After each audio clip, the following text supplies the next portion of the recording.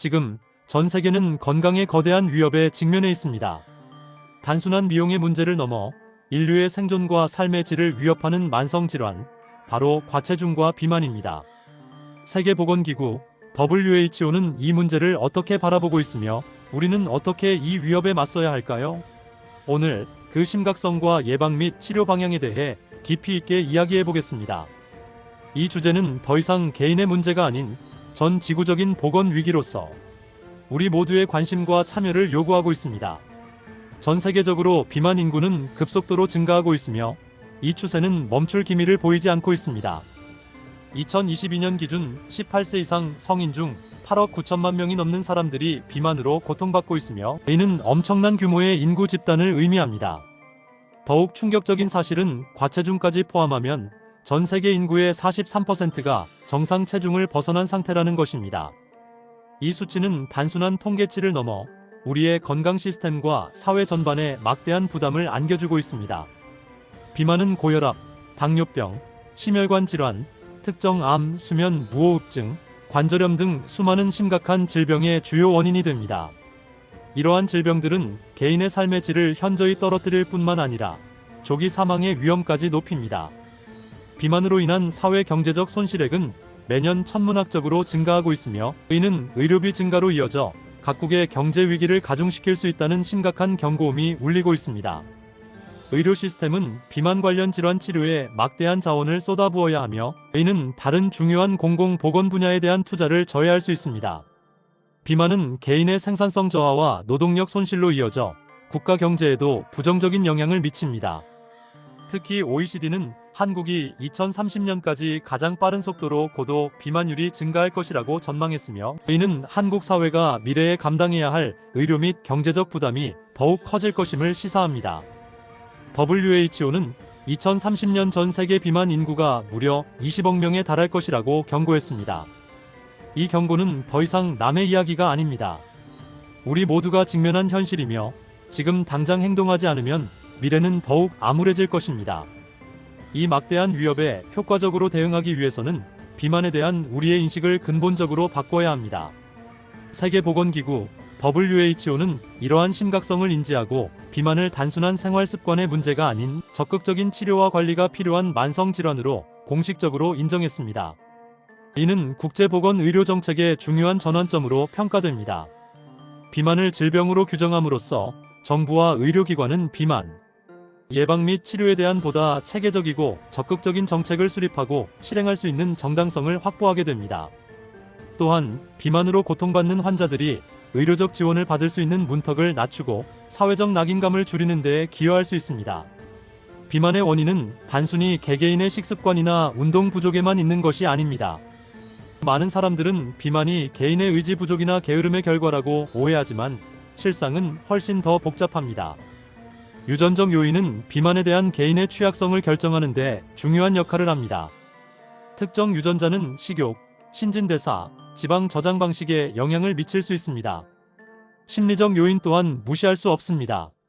스트레스, 우울증, 불안과 같은 정신 건강 문제는 과식을 유발하거나 건강하지 못한 식습관으로 이어질 수 있습니다.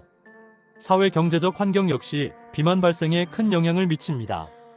저소득층은 건강한 식품에 대한 접근성이 낮거나 가격 부담으로 인해 영양가가 낮은 가공식품에 의존하는 경향이 있습니다. 또한 안전한 운동시설 부족, 교육 수준에 따른 건강정보 격차 등도 비만율 증가에 기여합니다.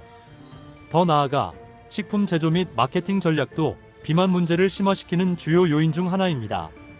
설탕, 소금, 지방 함량이 높은 가공식품의 공격적인 마케팅은 소비자의 선택을 왜곡하고 건강하지 못한 식습관을 조장합니다. 이처럼 비만은 생물학적, 심리적, 사회경제적, 환경적 요인들이 복합적으로 작용하여 발생하는 매우 다각적인 문제입니다. 따라서 비만을 해결하기 위해서는 개인의 노력뿐만 아니라 식품, 제조사의 책임 있는 역할, 정부의 효과적인 마케팅 규제, 그리고 건강한 식품에 대한 접근성을 높이는 가격 정책 등 다 분야에 걸친 총체적인 노력이 필요합니다. WHO는 이러한 복합적인 원인을 고려하여 비만에 대한 다각적인 접근을 권고하고 있습니다. 이는 비만 문제를 해결하기 위한 단일 해법이 없으며 다양한 이해관계자들의 협력 없이는 성공할 수 없음을 시사합니다. 그렇다면 비만 예방과 관리를 위해 우리는 무엇을 해야 할까요? WHO는 비만 치료의 1차 목표로 6개월 이내에 현재 체중의 5에서 10%를 감량하는 것을 권고합니다. 이러한 초기 감량은 혈압, 혈당, 콜레스테롤 수치 개선 등 다양한 건강상의 이점을 가져다 줄 뿐만 아니라 장기적인 체중 관리에도 긍정적인 영향을 미칠 수 있습니다. 초기 체중 감량에 성공하면 자신감을 얻고 지속적인 건강관리 동기를 부여받을 수 있기 때문입니다. 가장 기본적인 예방 및 관리 방법은 건강한 식단과 규칙적인 신체 활동입니다. 건강한 식단은 단순히 칼로리를 줄이는 것을 넘어 영양 균형을 맞추는 것이 핵심입니다.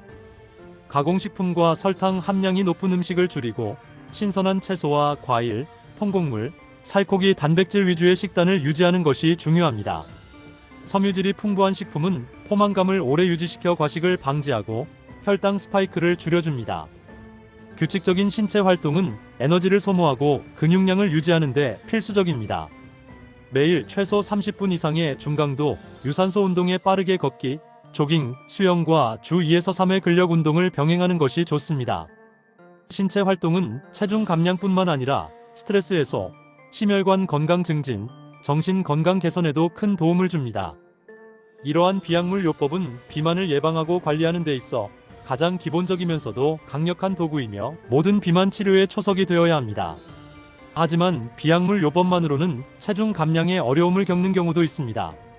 특히 체질량 지수 BMI가 25kg이 이상이면서 비약물 요법만으로 충분한 효과를 보지 못한 환자들에게는 전문가의 판단에 따라 약물 치료를 고려할 수 있습니다. WHO는 약물 치료가 비약물 치료와 함께 시행하는 부가적인 치료 방법으로 사용되어야 한다고 강조합니다.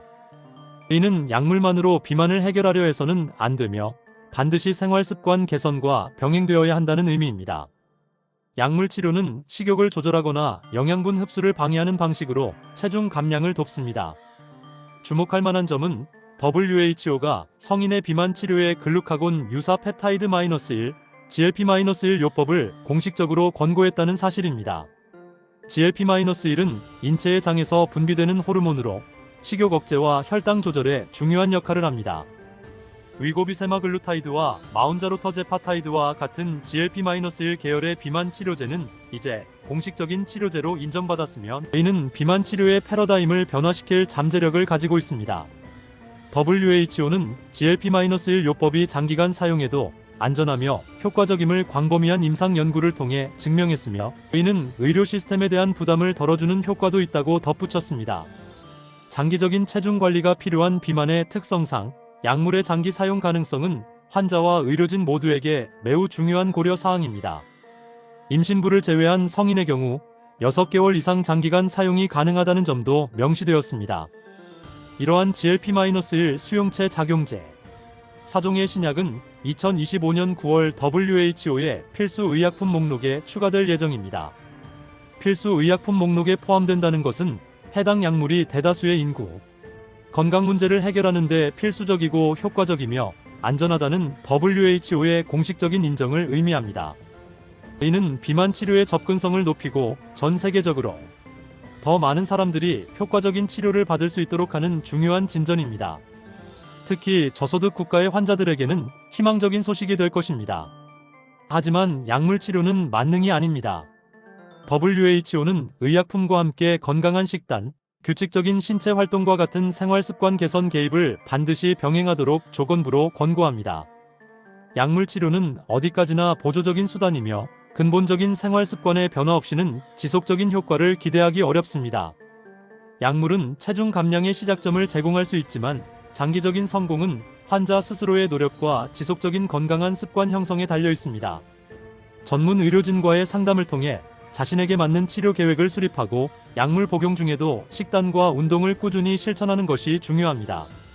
결국 비만과의 싸움은 단순한 개인의 노력을 넘어선 사회 전체의 문제입니다.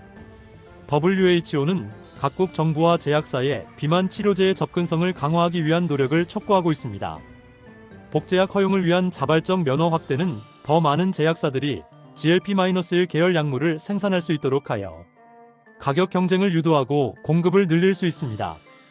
또한 저소득 국가를 대상으로 한 단계별 가격 책정은 경제적 부담 때문에 치료를 받지 못하는 환자들이 없도록 하기 위한 중요한 전략입니다. 이러한 국제적인 협력과 정책적 지원은 비만이라는 전 세계적인 위협에 맞서는데 필수적입니다. 정부는 비만 예방을 위한 공공 캠페인을 강화하고 학교 급식의 영양 기준을 강화하며 건강한 식품에 대한 세금 혜택을 제공하는 등의 노력을 기울여야 합니다. 도시 계획 단계에서부터 걷거나 자전거를 타기 좋은 환경을 조성하는 것도 중요한 접근 방식입니다. 기업들은 저당, 저염, 저지방 제품 개발에 투자하고 건강한 식생활을 장려하는 마케팅에 참여해야 합니다. 미디어는 비만에 대한 올바른 정보를 제공하고 비만에 대한 오해와 편견을 해소하는 데 기여해야 합니다. 의료 전문가들은 최신 치료 가이드라인을 숙지하고 환자들에게 맞춤형 상담과 교육을 제공해야 합니다. 과체중과 비만은 단순히 체중계 숫자가 아니라 우리의 삶을 위협하는 심각한 질병입니다. WHO의 새로운 지침과 권고 사항은 이 문제에 대한 우리의 인식을 바꾸고 더 나아가 실질적인 변화를 이끌어낼 중요한 기회입니다. 건강한 식단, 규칙적인 운동, 그리고 필요하다면 전문가와의 상담을 통한 적절한 치료까지 우리는 비만으로부터 우리 자신과 사랑하는 사람들을 지키기 위해 적극적으로 노력해야 합니다. 비만과의 싸움은 결코 쉽지 않겠지만 우리 모두가 함께 노력한다면 건강한 미래를 만들어갈 수 있을 것입니다. 지금 바로 행동하십시오. 당신의 건강한 삶을 위한 가장 중요한 선택은 바로 지금 시작됩니다. 이 복잡하고 중대한 보건 문제에 맞서기 위해 우리 모두가 각자의 위치에서 역할을 다할 때 비로소 비만이라는 거대한 위협을 극복하고 더 건강하고 행복한 세상을 만들어갈 수 있을 것입니다. 건강한 삶은 우리 모두의 권리이자 책임입니다. 함께 이 위기를 기회로 바꾸어 나갑시다. 2026년 새해 체중 감량을 10% 하기로 나와 다짐하며 오늘부터 걷기부터 하고 식이요법도 시행해야겠어요. 해피천사 공감TV 구독자님 모두 다이어트에 성공하길 기원합니다. 새해 복 많이 받으시고 건행하세요.